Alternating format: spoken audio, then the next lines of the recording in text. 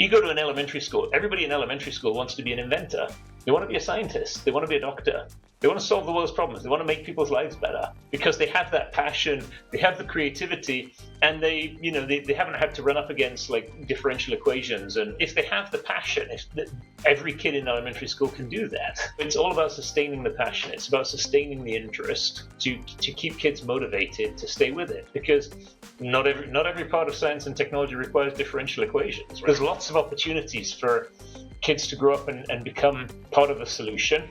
And as long as they have that awareness, as long as they can keep building their interest and their passion around solving these problems, they will hopefully carry it forward in their lives, in their personal actions, but also hopefully become agents for change or feel empowered to be agents for change. In Youth We Trust sits down with successful entrepreneurs, business leaders, educators, and others from around the world. We spotlight how individuals and organizations are shaping a better world, directly or indirectly, for the coming generations through their focus on sustainability, equity, education, and more to empower young people to create the future they deserve. And now, in Youth We Trust. Hello, Gavin. It's a pleasure to have you on the podcast in Youth We Trust. Thank you for joining me. Hi, Prashant. Thanks for inviting me. So why don't I actually take you right at the deep end? And let me take you to when you were younger, Gavin, and growing up in school or university. Was there a problem that you saw around you, or problems that you wanted to solve, and therefore you wanted to go on a quest of your own? Yeah, I'd say it's funny, Prashant, right? When you're growing up, you don't necessarily think in terms of a quest, but you look at the things that are going on around you, and you see, well, what sort of things are the challenges you'd like to work on, right? I grew up in the north of England in a very small farming village. And most of the people I went to school with were their plan after school was they were going to go work on their parents' farm, or they were going to work in the sort of like agricultural services sector that was around there. So that wasn't really of much interest to me. But when I look back at it, there was a couple of things that happened. That sort of lived through growing up in the 70s and the early 80s. One of them was realizing that there was a challenge around energy. Because we had all the oil crises, we had in England they call it petrol, so gasoline shortages. Lines of cars waiting at the pumps to be able to get petrol. And I remember my parents talking about, will we be able to get petrol? Will we be able to get the fuel we need to be able to go out and go to the shops and get things that we need? So I remember there was quite a lot of concern about, well, where's the energy going to come from? And people were very concerned at the time about the energy is going to run out. And then the other thing that was a very big concern, I think, in the 70s and certainly into the early 80s when I was in college, was the challenge of global poverty and global development. And we had a very different view of it back then, right? People talked about the rich world and the third world. And there was this concept that there were a few countries that had a very, very high standard of living. There were the communist countries of the behind the Iron Curtain that we didn't really know that much about. And then there was this vast set of countries all across Asia and Africa and Southeast Asia where everybody was poor and everybody was borderline starving and there were civil wars and all kinds of horrible things going on. But surely something should be done about it, right? And it was a very Western-oriented, very paternalistic view of development, I think, in the 1970s. But at the same time, there was a strong realization. There was a lot of people, particularly when I was in college, were thinking, if you want to have a meaningful career, you want to do something that's around global development and something that's around making sure that we have access to clean energy. And those two things really have been the whole basis of my career. Every job that I've done, I'm an engineer by training and by inclination. All of the things that I've worked on through my whole career now have been clean energy, but they've also been very oriented around making clean energy available all around the world. And a big part of the fun that I've had in my career has actually been going to lots and lots of different places and actually seeing the industry be developed. And of course, nobody back in the 70s and 80s would have predicted just how quickly the economies of Asia turned things around, opened up their markets, and really spurred international development. Right, the growth of the economies in Southeast Asia and then China and now India has been absolutely phenomenal, and it's lifted literally billions of people out of poverty to the point where starvation of like 2/3 of humanity is no longer something that we really worry about. And that means that we can afford to put more resources and more of our attention on okay, let's make everybody rich, but let's do it without permanently damaging the climate. So when you were growing up in Yorkshire or when you were at university, did any of these things bother you, or did you actually start doing something about it? When did the passion for energy and global development, take The root in global you? development was something that I never did as a job until I really got much later in my career. But it was something that I was very involved in college. I mean, at the time, again, you go back to the mid 1980s, there was a very strong in the UK. There's a very strong Oxfam movement. I was very active in when I was at Cambridge in setting up the Oxfam chapter for the university, and it was the time of Live Aid and Band Aid. So there was a very big awareness at the time among people in their teens and early 20s of the need to do something about global poverty. But a lot of it was, like I say, very paternalistic, misguided. It was what can we do for those countries rather than how do we enable those countries to do something more for themselves, right? And how do the Western countries, the rich economies, actually get in the way through things like the way they structure debt, the way they structure foreign investment. And I think a lot of those problems got solved much later in the 90s and the early 2000s. But mostly it was just solved by people in developing countries taking much more control of their own destiny and electing governments or getting governments that got out of the way and actually enable people to raise their standard of living faster. So I think mostly what caused the world to solve that problem wasn't the actions of college kids from America and Europe. It was although it was well intended, and we'd have loved to be able to help. It was really people, I think, in India and Southeast Asia and China took more control over their own destiny and worked with their governments to remove some of the barriers, and then just basically lifted their own economies up. Right. So it's been spectacular to watch that and to be able to participate in providing some of the technologies. The clean energy thing, of course, that was always available as a path technically, and that was the path I went down in my PhD. And then after I finished my PhD, I worked for a while at the University of Manchester doing research, and then eventually I decided to come and work for Honeywell UOP. And all of that was sort of driven by, okay, well, where's the greatest opportunity for me to work around alternative new clean fuels?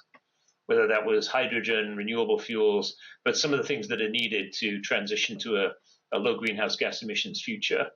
So I've always been working on those technical problems, but one of the nice things about working for Honeywell UOP is that we develop those technical solutions, but then we sell them all around the world. Yeah, well, since we are on that topic of how you're making a difference now, give me some examples of how you're driving real impact. Yeah, I would say so. One of the things that I'm happy about the way that it's shaping up is sustainable aviation fuel. So way back when, this has taken a while to build momentum, but way back when, in the 1990s when I joined UOP, one of our experienced scientists had an idea, and he and I went and pitched it to the company's technical leadership around converting bio-oils to jet fuel and diesel. And they basically threw us out of the room. They said, look, we looked at this in the 70s, we looked at it in the 80s, it's going to cost way more than conventional fuel. What are you wasting your time on? You should go and do something more profitable. So I sort of went away with my tail between my legs, and I was like, oh yeah, I really ought to do my more economic calculations before I pitch another idea. The other scientist who was with me he actually was a great lesson. This was a great lesson to me. He said, nah, just ignore them. We'll be right in the end. And he went back to the lab. We kept working on it.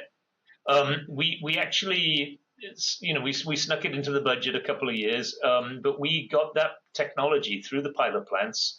We officially launched it as a real project by 2006. We'd sold the first one by about 2012 First one started up 2014 on diesel fuel. We started the first unit on jet fuel in 2016. The first 18 flights on synthetic aviation fuel that were flown worldwide all used our fuel. And now we've licensed something like 55 units. So now we're building lots of these units all around the world. So big refinery processes. And oil companies, national oil companies, independent oil companies, oil majors are all deploying this kind of technology. And if not ours, then it's, there are competitive versions of the same thing. But we've basically built the momentum to where the oil industry is now putting in the capacity to make sustainable aviation fuels. And this matters because when you look at like flying is a huge benefit to people, right? It is really actually good for sustainability because it lets you go to different places. Now, okay, people think, well, flying is frivolous because flying is just for vacations. No, flying is not just for vacations. Flying helps people go abroad and get an education. And all of that makes us collectively, as humans, better as a group because we understand each other better. And we have a better feel for our world.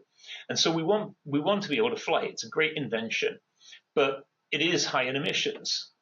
So we need to be able to have the benefit of flight, but at the same time have a low emissions way of doing it. And that's where sustainable aviation fuel comes in.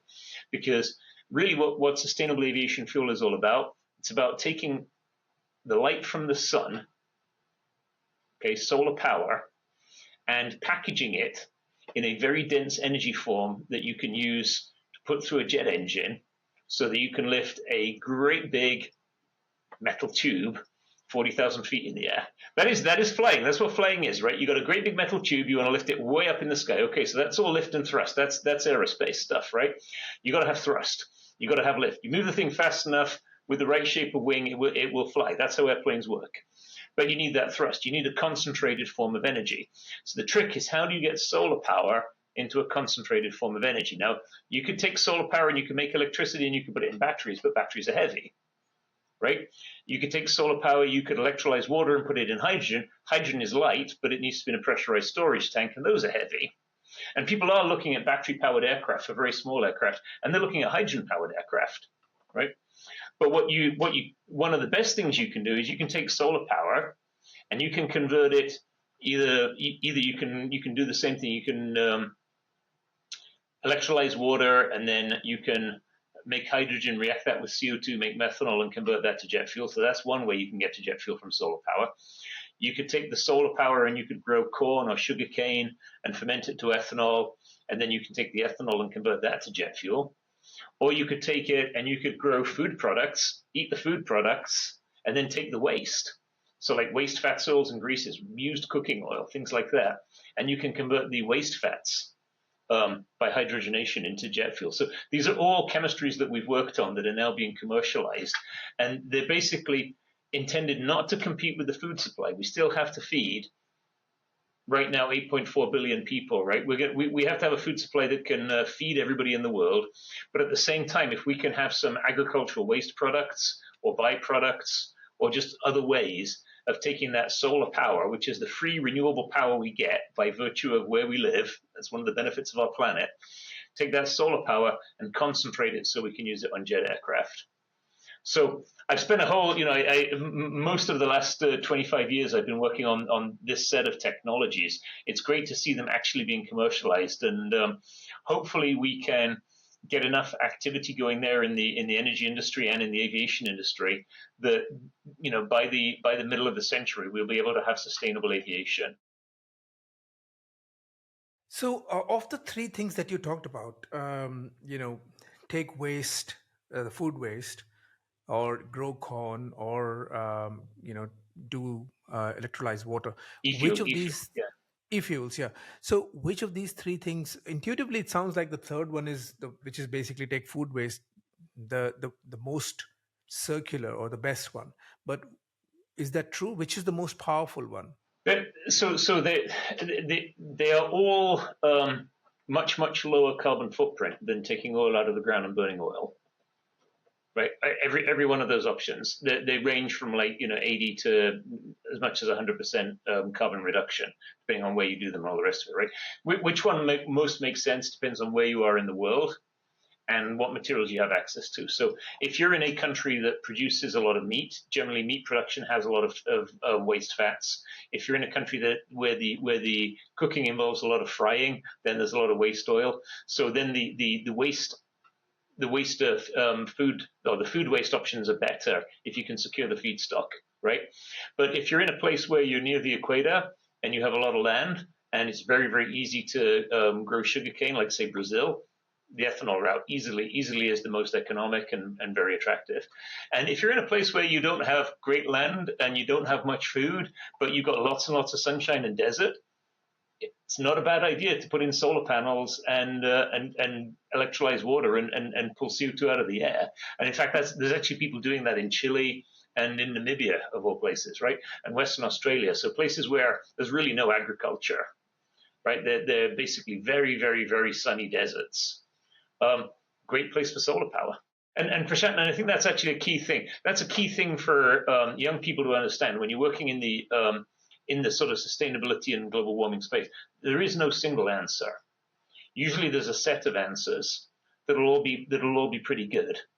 And when you look at the sort of cost per CO2, when you look at the abatement curve of any society or city or industry or whatever, there's always a few things that have a great payback, a few things that have a not so great payback, and a lot of things that cost you money. The advice I always give to people starting out in engineering and science is it doesn't really matter what you work on. If you're working on any point anywhere along that curve and making it better, you're probably part of the solution. Yeah. So I think, wow. Just please, can you explain abatement curve? Because general public won't understand what that means. Neither do I. Yeah. So what's an abatement curve? This is just a chart that people use to kind of understand what are the options for getting to net zero. So if you take all of the different technologies, all the different things that use energy, and you say, okay, well, how much energy is used for each of them? You'll get a whole set of different options of things you could do different. So, you could switch from driving a gasoline car to driving an electric car, right? You could switch from a natural gas water heater to putting in a heat pump. For each one of those options, you can look at what does it cost you in terms of the upfront investment and the change in the annual running cost of it, right? The operating cost. You could cost all of that out and see, okay, well, how much CO2 do I save? And how much dollars does it cost me per amount of CO2 that I save? Right? So you'll get an amount of CO2 saved and what does it cost? And then what you do is you just plot those so that you plot all the amounts adding up and you plot all the costs starting with the thing that has the lowest cost and going to the thing that has the highest cost. And that ends up forming something called an abatement curve. And some of the things will actually have a payback, right? They actually cost negative. So you by doing them, you'll save money. So energy efficiency, don't use less energy. That saves you money, right? Change where you've put the thermostat. So in the winter, set the thermostat at 68 instead of 72. In the summer, set the air conditioning at 82 instead of 75. The payback on that is great. This episode is brought to you by Lumi.Network. We're on a mission to help the next generation prepare to take on the world. Our AI-augmented platform runs quests that help 10 to 25-year-olds shape their future by developing AI, entrepreneurship, and design thinking skills to solve the most pressing business and social issues. If you or your organization wants to impact the next generation positively, we'd love to talk to you. To learn more, visit Lumi.Network. And that's really important because this challenge of global warming, it is a problem that we all have to solve. It's a problem that affects the whole planet, right? It doesn't. You can say, yeah, it's much worse if you're poor because everything's much worse if you're poor because you don't have the resources, you don't have the resilience. But you could be a billionaire living in Florida and you're going to be affected by global warming because the sea level is going to rise and your $1 million mansion in Miami is going to go under, and you can buy another $1 million mansion somewhere, but you're going to have to move, or you're going to get flooded out during a hurricane, right? You can be as rich as you like anyway you like, and you're going to have to deal with more forest fires, and rich countries are going to have to deal with more people who are going to be climate refugees moving from regions that have been affected by it. So we know that this is a global problem. And we know that it requires a societal solution. And it really does need a lot of people to understand that so that people can be accepting of the change. And it requires young people to also be aware of it as an opportunity because, of course, everything needs to be reinvented. Right, literally every technology we use needs to be made more energy efficient and lower impact, lower carbon footprint. So on that one, when you're talking about young people's need for awareness, um, how are you directly or indirectly, individually and also through Honeywell, involving young people? Yeah, individually, there's only so much any one of us can do, right? But obviously, a big part of what I do is talking about these things. That's why I'm very happy to be here talking with you today, Prashant. Right? It is really important for people who are expert in the area to get out and talk to young people, talk to everybody. In fact, talk to a diverse group of audiences about the challenges and about why it matters to actually do something about it, right? That doesn't mean being alarmist. That doesn't mean saying, the end of the world is nigh. No, it means that we've got to take some collective action that's going to actually be relatively difficult, right? Because we are going to have to do things that require increasing the cost of energy, changing the way you live, wearing more sweaters in the winter, not keeping your house at 72 degrees in the summer. So we do have to make some changes to how we live, and we have to have a societal consensus around that. And for that to happen, we've really got to talk to people. So I spend a lot of my time talking to different audiences about sustainability. Now, what Honeywell does, Honeywell, apart from paying me to do this, Honeywell has a lot of programs that are built around raising this sort of consensus. So we partner with, for example, Discovery Education to create tools for middle schoolers to understand sustainability. Because that middle school it's a critical point in education where kids either get turned on or turned off to STEM education. So understanding the challenges, understanding the big social problems that we face is critical for kids to then have the passion to want to learn the more difficult technical subjects that will equip them to be able to then solve those problems. Right. Same thing with college students. Again, you look at college students, you look at particular research students, they may be working on all kinds of different things. I'm not in the business of saying, well, this technology will work and this technology won't work. I'm more in the business of saying, okay, well, what will it take to make both technologies better? Because it's the competition between technologies and the competition between countries as developers of knowledge and technology and products that actually is helping us accelerate on this path to net zero. So the discovery education part is a very interesting point because, I do agree with you that less people go into STEM if they're not really motivated by it. In fact, that's a big part of our mission as well.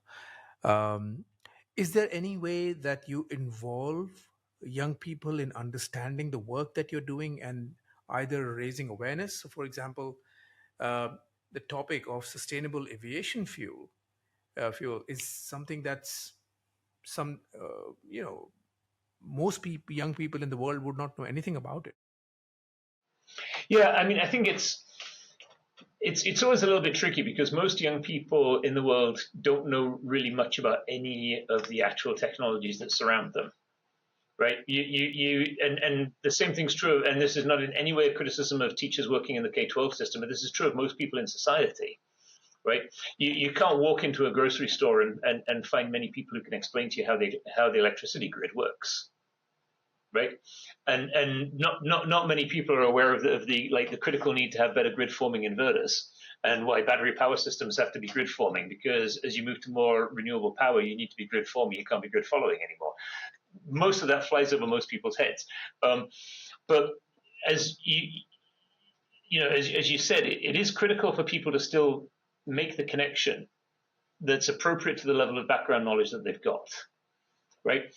You go to an elementary school, everybody in elementary school wants to be an inventor.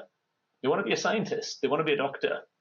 They want to solve the world's problems. They want to make people's lives better because they have that passion, they have the creativity, and they haven't had to run up against like differential equations and difficult math and things that maybe would make it hard for them to say, oh, yeah, can I actually do this?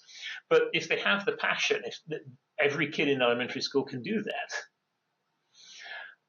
Middle school is where people start saying, yeah, maybe that's not for me. Maybe I'm not interested. And so it's all about sustaining the passion. It's about sustaining the interest to keep kids motivated to stay with it, because not every part of science and technology requires differential equations, right? I mean, sure, there are some things where you love the math and you've got to do the math, but there are plenty of other parts of the problem where the math isn't the issue. And you know what? You may just love communicating, and there's plenty of people in the engineering science world who could do with help on how they actually get their ideas across. So there's lots of opportunities for kids to grow up and become part of the solution. And as long as they have that awareness, as long as they can keep building their interest and their passion around solving these problems, they will hopefully carry it forward in their lives, in their personal actions, but also hopefully become agents for change, or feel empowered to be agents for change and to help move society along faster. Such a great point. This is, you're pretty much articulating the mission that is behind Lumi. The question I have for you, Gavin, is that having been a professor, having someone who understands education systems very well, both in the UK, US, and possibly other places, do you think education is giving young people, structured opportunities to develop that awareness and to be involved in problem solving? I think first of all, there is no such thing as the educational system, right? Because it's very, very diverse. There are lots of different educational systems. In fact, here in the United States, there are multiple education systems even in the United States, because different states have different approaches. But globally, when you look at the explosion that has taken place in education, it's probably one of mankind's greatest achievements of the last 100 years, right? When, if you went back 100 years ago, most of us, our grandparents or great-grandparents didn't have any chance to even finish high school, right? Or they finished high school when they were 12 or 14 and got a job. You go back 50 years and okay, I'm in an elderly demographic. So 50 years ago, my parents had the chance to go to college. They'd had an education. They were in a rich country. They had a chance to go through high school, and they actually had a reasonable chance of going to a college. But even back then in the UK, not many people got to go to college. Now we're in a world where you can be in Vietnam, you can be in Nigeria, you can be in Ghana, and you've got a pretty good chance that you'll be able to finish the full high school and have a good chance of going to college. And, the educational system has expanded enormously. The quality of education has expanded enormously across the vast majority of humanity. So when you say, has education gotten better? Yeah, education's gotten better. Right? Way more people are getting an education and getting the opportunity to go on to college. And that matters because it means that we're able to tap more human potential. Right? And you look at India. India is a great example, right? I mean, India has been an enormous exporter of talent. And now the Indian economy is growing so fast, India doesn't need to export its talent. Same thing with China. China used to export all of its talent. People used to leave China, go to graduates, go to the US to school, or go to Europe, and then never go back. Now, then they all started wanting to go back, and now the schools in China are so good that people graduate in China, stay in China. And India is kind of getting the same way. India, the economy is growing at such a pace that now when I go to India and I meet young employees and say, well, would you like to come to America? They're like, nah, maybe, if America can get their act together, I'll think about it. But, right now things are looking pretty good in India. That's all been driven really by education. I love this. Actually, you're one of the only people uh, I've spoken to in so many years who's actually taking a very positive view of education, and I think it's extremely important. It's for you to share this and for us to share it with others. We don't think like that. In fact, majority of what I hear, and actually I also believe, is that the education system. But when I say system, I don't mean one system. I mean schools, universities now need to adapt to this changing world. of, and start focusing more on building skills as opposed to developing knowledge, which is becoming easier. And I personally don't see that happening. That I think is actually really true. When you think about the education system that certainly that I went through, you're a little younger than me, but you probably had a fairly similar experience. My school and college education was basically a download of a body of knowledge. Right, these are the things that you need to know. These are the things that you need to be able to do, and you need to be able to solve these kinds of problems. And here's how you solve it. Now repeat it. Okay, now demonstrate proficiency. Now you know this. We live in a world where you don't need to know anything. You can look it up. You can Google it. Right. What you do need to know, though, is you need to be able to figure out what's true from what's not true, or what's valid from what's less valid, and you need to know, is this actually true, or am I being gaslighted? Is this real data, or is this fake? Right? Is this actually correct, or is this something that the AI has hallucinated that sounds correct, but it's actually wrong? And so you need different skill sets. So the ability to find information, the ability to find knowledge is now super, super fast. But knowing the good stuff from the bad now becomes the key skill set. And I can give an example from, actually, it's a college teaching example. I was teaching at Northwestern, teaching senior year chemical engineers their final year design project. Now, when I did final year design, they gave us a project, and they gave us 10 papers to read with all the information that we would need. And because they'd already found them in the library, and they'd photocopied them for us, and we had these 10 papers, and we worked from it. Okay. You don't need to do that. You don't need to spoon feed college students anymore at all. They're quite capable of finding stuff. They'll find stuff online. So we gave students projects where at Northwestern where they could go and find their own information. They'd come back and they'd be like, well, we found 20 papers, but they all give us different information. Which one do we believe? Well, the answer is they're all true. Now you've actually got to understand them. You've actually got to read them. You can't just say, like, take the first one. No, they're all true, but they're all maybe done under different conditions.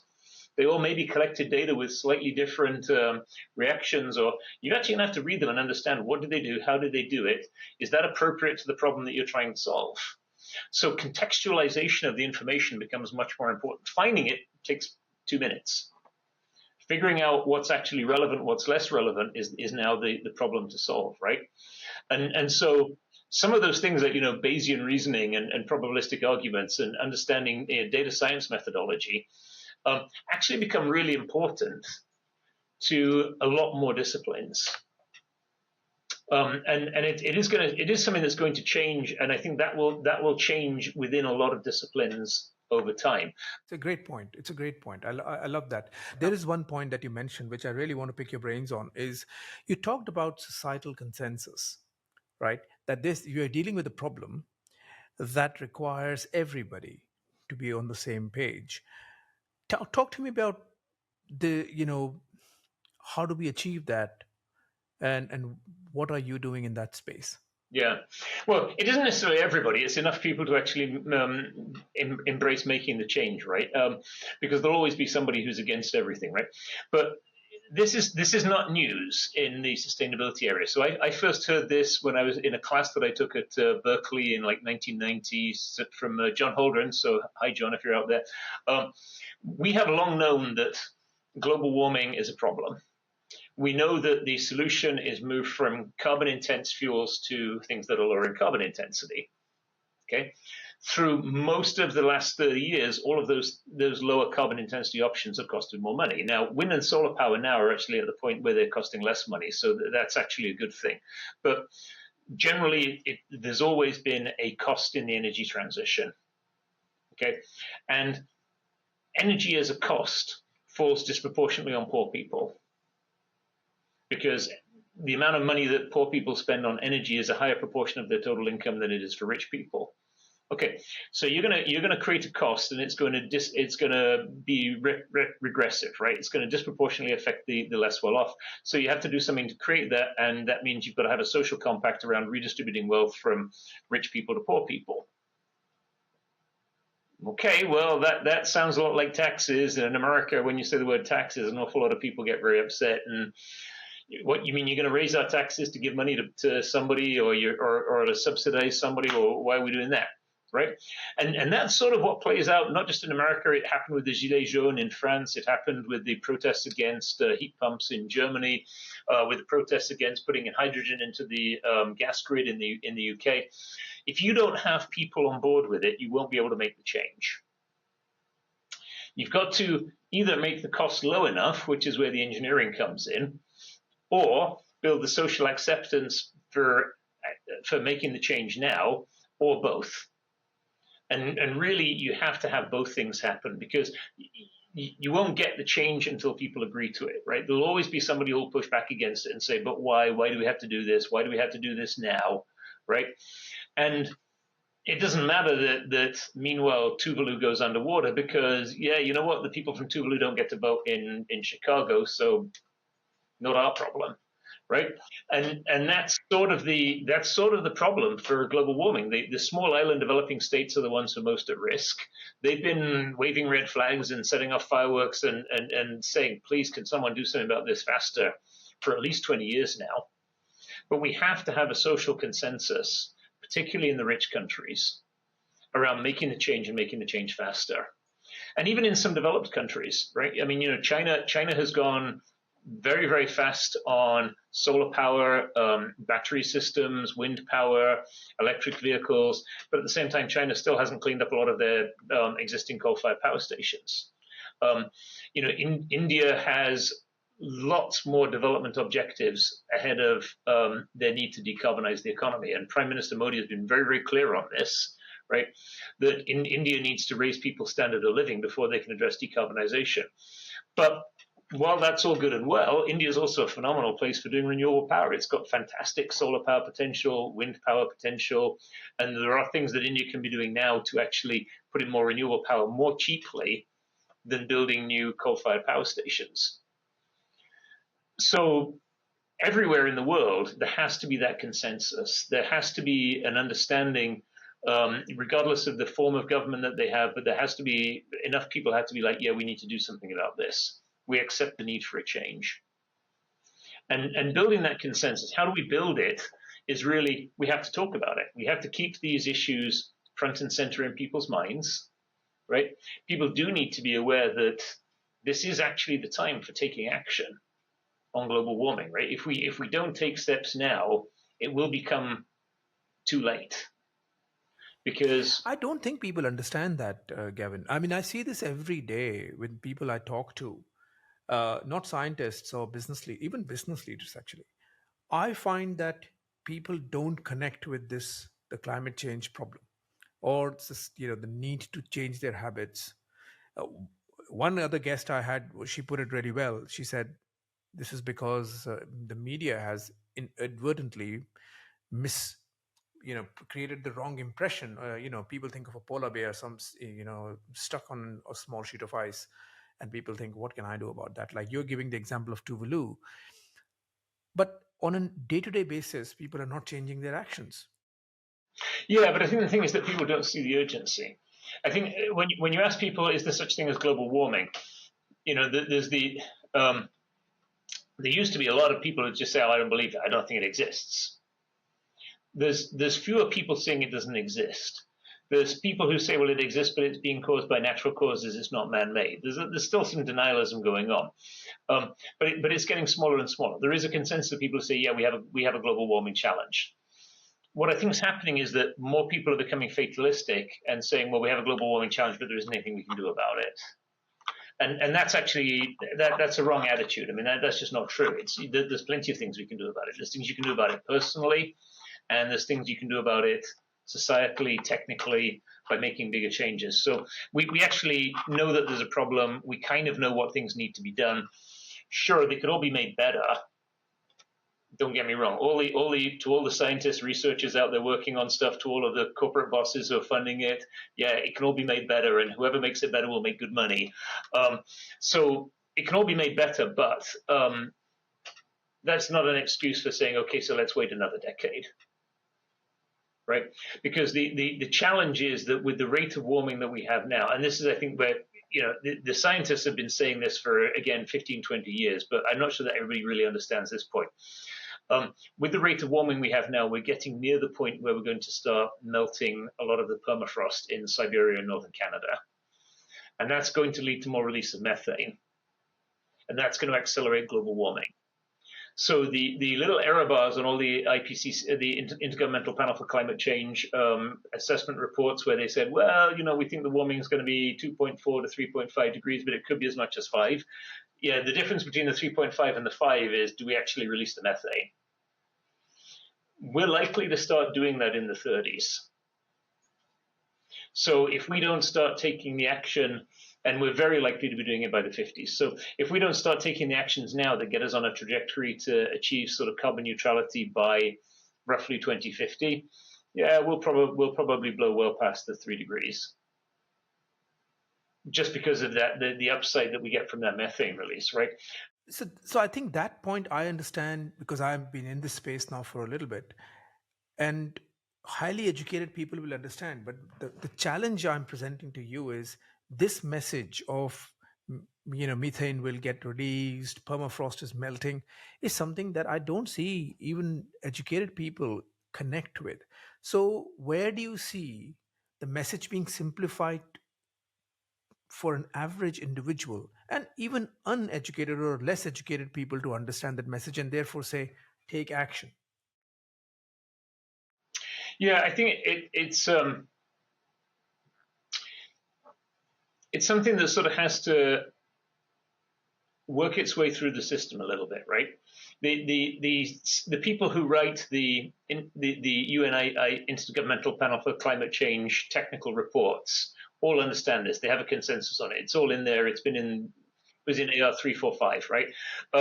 So they're all behind this. It hasn't made its way. It sort of makes its way into journalism, but like the very, very high end of journalism, right? You can read about it in The Economist. So if you read The Economist, yeah, The Economist has covered this stuff, but it's not in broad journal.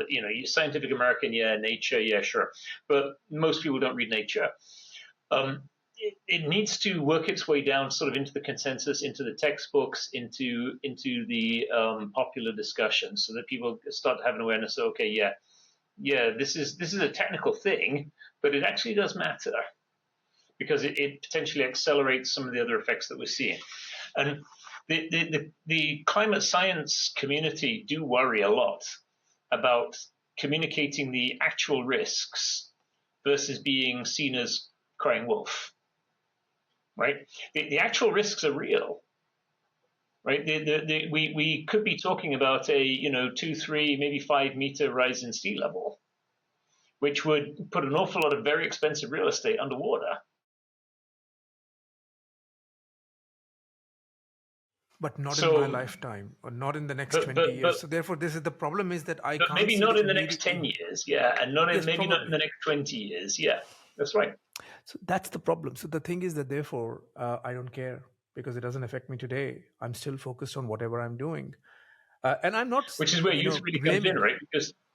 Because if you're a 20-year-old, you should be worried about it because that's the thing. Yeah, that's exactly right. That's exactly right, and that's why I personally feel that educating the young people about this issue, but also not just educating it, but giving them a chance to move away from anger and activism to action. Is super important. I think that's really where the answer lies. And I think also that when young people start talking about these issues, but in a positive way, on a constructive way, then the parents have to listen. And these are the people who don't understand that the issues. So this is the change that I'm personally very passionate about, and affecting in a very modest way, but certainly in some way. Well, I think the key thing, Prashant, right, is that it's always important to remember everything that we're doing is all helping. Whichever aspect of the problem people are working on, whether you're working on communicating awareness of it, actually solving technical challenges, whether you're working on the electric grid or alternative fuels or new vehicles or just better ways of being able to do things by being online, better software, it all actually helps. And as we move to a world where we're more connected, where there are more virtual opportunities, and where we deploy more of these sustainability technologies, it's all actually helping us to raise the standard of living for, ultimately 10 billion probably people, give them all access to a high quality of life, but do it in a way that we don't damage the climate and make parts of the world uninhabitable. I mean, I have so many other questions, Gavin, but if there's one takeaway from this conversation is that I need another conversation with you, because you're so optimistic, and practical, but also you're at the cutting edge of many of these types of things, like the sustainable aviation fuel, that we need to pick a specific topic and dive even deeper into it. It could even be educating people and universities about some of these issues. So I think let's leave it at this in this episode, and I would like to just go back and digest this and come back possibly soon and go into another episode with you, and this Happy time to we do can that. decide. Yeah, Very, happy to do very, that. I'll come very, back and yeah. talk. Like I say, my whole career has been working on some of these problems. So you'll forgive me if I have a lot of opinions, but be No, very happy to they're come back really and talk good. another time. Yeah, they're really good. They could have been slightly negative, but they are very positive. In fact, the one thing I'm noticing is the people who are closest to solving the problem in sustainability are the most optimistic. And I think this simple message needs to somehow get through, that they know a lot more than an average person like me, and therefore we have hope. Now I think it's let's true just that play our role. yeah, I think so. I think, Prashant, it is true that when you're further down the tunnel, it's easier to see the light at the end. Not always, I don't know. As an entrepreneur, it's not always been true, but I'll accept that. Yes, we are optimists by nature. I think scientists and entrepreneurs. But I'm going to stop it here, and and honestly, Gavin. Thanks for listening. If you found this conversation valuable, please leave a review wherever you listen to your podcasts.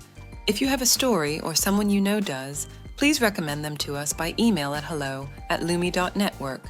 We'll see you next time on In Youth We Trust.